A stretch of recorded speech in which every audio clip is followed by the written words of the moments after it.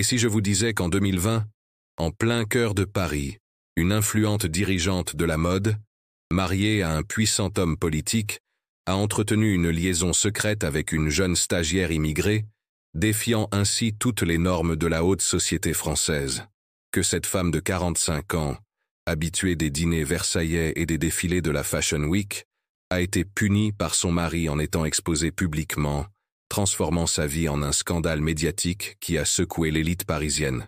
Et que dans ce chaos, un événement s'est produit qui a réduit au silence les tabloïds, supprimé des publications et est devenu une légende urbaine dans les rues de la ville lumière. Voici l'histoire de Claire et Karim, un secret si explosif qu'il a été étouffé. Préparez-vous, car ce que vous allez entendre remet en question l'hypocrisie de la France contemporaine. Claire Laurent avait 45 ans en 2020. Ses cheveux blonds courts et élégants reflétaient le chic parisien.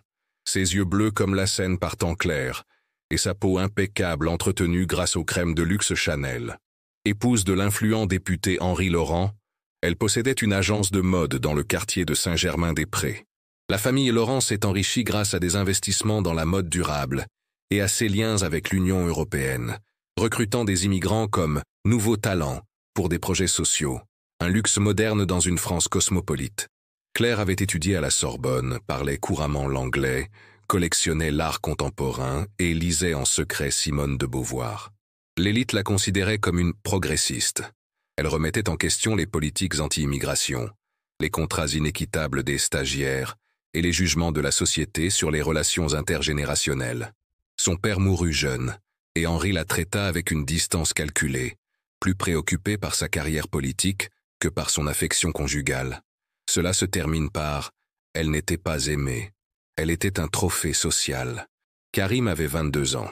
Un corps athlétique marqué par des années de travail précaire et des yeux marrons qui portèrent le souvenir d'un village marocain ravagé par la pauvreté. Arrivé en France à 18 ans comme réfugié, il a survécu aux formalités administratives liées au visa et a été embauché comme stagiaire non rémunéré par Claire, qui l'utilisait pour impressionner ses clients par son inclusivité dans ses campagnes de diversité. Karim était différent.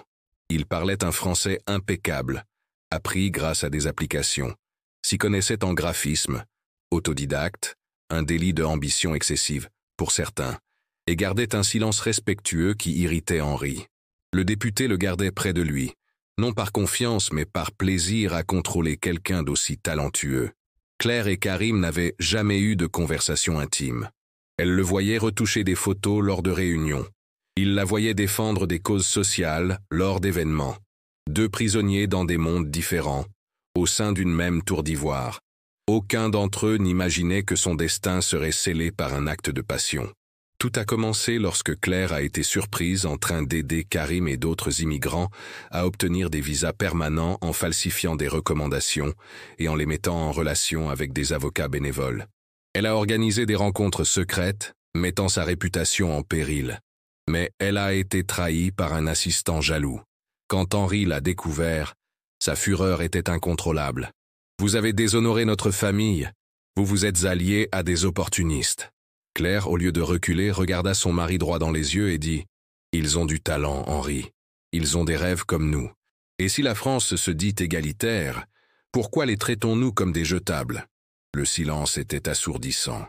Henri sourit cruellement. « Tu veux défendre les immigrés ? Alors tu apprendras ce que c'est que d'être démasqué comme un traître. » Cela se termine par « Ce qu'il préparait était pire qu'un divorce. » Contenu. Cette nuit-là, Henri a divulgué des courriels et des photos à des tabloïds français comme Le Figaro et à des sites de potins. Claire a été entraînée au cœur d'une tempête médiatique, vêtue seulement de sa vulnérabilité, sa réputation en lambeaux. Henri a posté sur X, anciennement Twitter, « Ma femme a trahi notre confiance. Par conséquent, je révèle sa liaison secrète, que cela serve de leçon aux traîtres. » Les immigrants et les stagiaires furent réduits au silence par le choc. Karim, dans le studio, observait avec horreur. Claire hurla à un interlocuteur. « Henri, c'est une atteinte à la vie privée. C'est un crime. Tu ne peux pas faire ça. » Henri rit. « J'ai de l'influence ici. Et tu resteras un souvenir impérissable de ce qui arrive aux infidèles. » Il a bloqué des comptes, engager des pirates informatiques pour effacer des preuves et laisser Claire seule avec une horde de trolls, de haineux et de paparazzi en ligne. Des avocats montaient la garde virtuellement. Mais ce qui s'est passé dans ce scandale, personne ne l'avait prévu. Au plus fort de la fureur en ligne, Claire s'attendait à une destruction immédiate. Mais les immigrants ne l'ont pas abandonnée.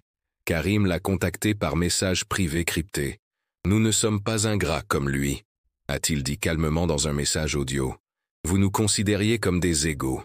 Maintenant, nous allons vous prouver que nous le sommes. » Au lieu de fuir, les stagiaires ont formé un réseau de soutien virtuel. Ils ont partagé leurs histoires, défendu Claire sur des forums et lancé des pétitions. Karim a déclaré « Tu as tout risqué pour nous, que nous ne connaissions même pas bien. Maintenant, nous risquons tout pour toi. » Mais Henri ne croyait pas à la loyauté. Au matin, Henri ouvrit le journal, s'attendant à voir Claire ruinée. Elle était debout, protégée par une campagne « Ouah, justice pour Claire ».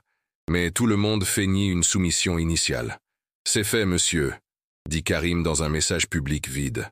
Henri parcourut les réseaux sociaux. « Bien, maintenant vous avez appris. » Mais Claire, en direct, a regardé la caméra et a dit « Tu as tort, Henri.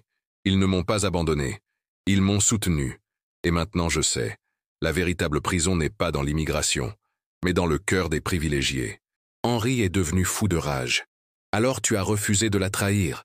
Tu as désobéi à mon influence. » Karim a répondu dans un message viral. « Tu nous as ordonné d'être des victimes. Nous avons choisi d'être des alliés. » Henri a juré de se venger. Mais j'ignorais que j'étais déjà démasqué. Ce soir-là, alors qu'Henri célébrait son triomphe au champagne, ses partisans passèrent à l'action. Karim mena la contre-campagne.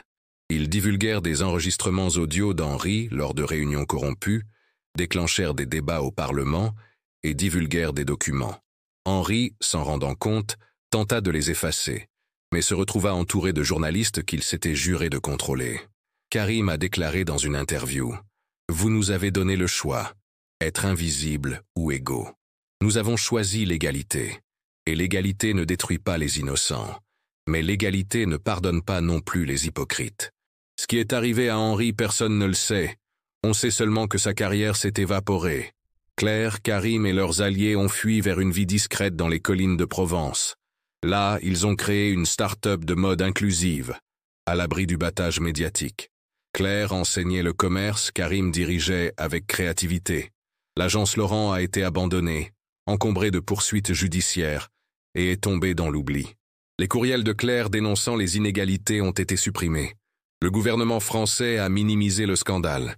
Officiellement, les Laurent ont divorcé pour raisons personnelles. Karim et les immigrés n'ont jamais été reconnus coupables. La vérité a été réduite au silence, mais pas tuée. En Provence, la légende du réseau de l'invisible persiste, où élites et immigrants travaillent main dans la main. Les projets naissent librement, mélangent les cultures et respectent toutes les origines.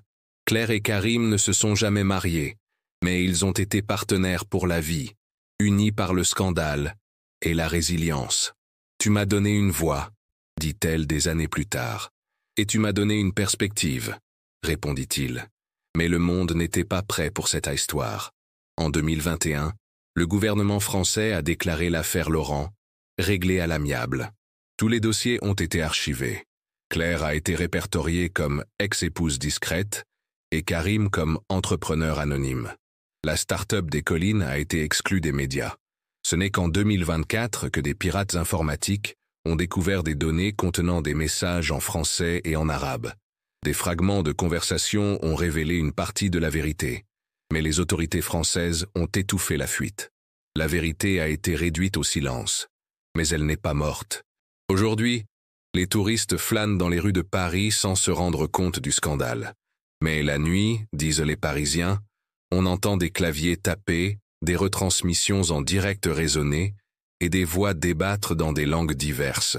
Claire et Karim ont gagné, non pas par le scandale mais par la solidarité. Ils ont gagné en restant authentiques. Claire a été exposée comme une punition, mais elle a trouvé la solidarité là où elle s'y attendait le moins. Karim a été traité comme un jetable, mais a choisi d'être un partenaire. Leur histoire a été passée sous silence car elle révélait une vérité dérangeante. Les immigrants sont plus intègres que les élites. Cette résistance n'a pas besoin d'être bruyante pour être puissante. Cette dignité ne dépend ni de l'âge ni de l'origine. Derniers appels à l'action. Et maintenant, je vous le demande. Combien d'histoires comme celle-ci sont étouffées pour protéger l'image de la société?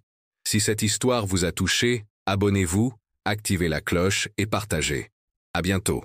Et n'oubliez jamais, l'histoire appartient à ceux qui ont le courage de la raconter, pas à ceux qui tentent de la taire.